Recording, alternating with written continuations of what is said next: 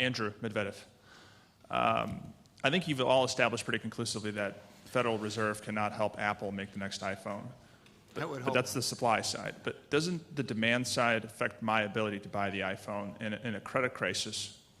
Isn't credit creation somewhat affected? And if so, can the Fed act on the demand side by helping spur my ability to buy? Now, whether or not... Okay, that was a question mark right there. Perfect. So go ahead.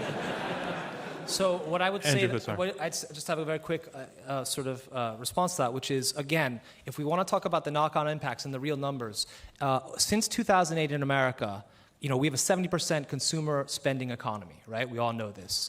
In America, over the last 7 years, the rate of growth of consumer spending has been 1.7%, which is the most anemic consumer growth on record in the history of the United States. So to the extent that we not only have fiscal stimulus, but we actually have had massive money printing, apparently it's not really trickling down to the people who are actually buying things. Yep. That's right. Yeah, look, the questioner is exactly right, exactly about credit and the role of credit in the economy, including stimulating innovation through the mechanism that you described.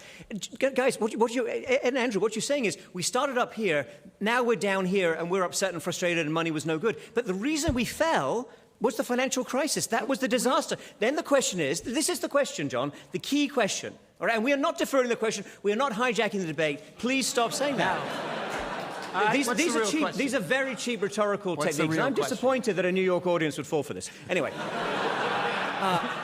So the economy collapsed. We had a very deep financial crisis, and now they're saying, look, investment is lower or consumer spending is lower, and it's been growing anemically. That's the result of the crisis. If you hadn't had the monetary policy response that you had, you would have had a more anemic response. It would have been much harder for all of credit to function, including for the buying of iPhones. If it would have worked, we would have seen a rebound like we see in every other recession, and then we'd have pretty average growth from that level. We saw no rebound, and we've had below average growth from that level. Hold on. A little hard to make the argument that fiscal and monetary policy had a big impact on growth when it's atypically slow growth off a much lower base. No one is debating that the financial crisis caused the economy to go down. Of course it did. The question is whether everything we did afterwards stimulated any growth, and nobody can find. This is a new...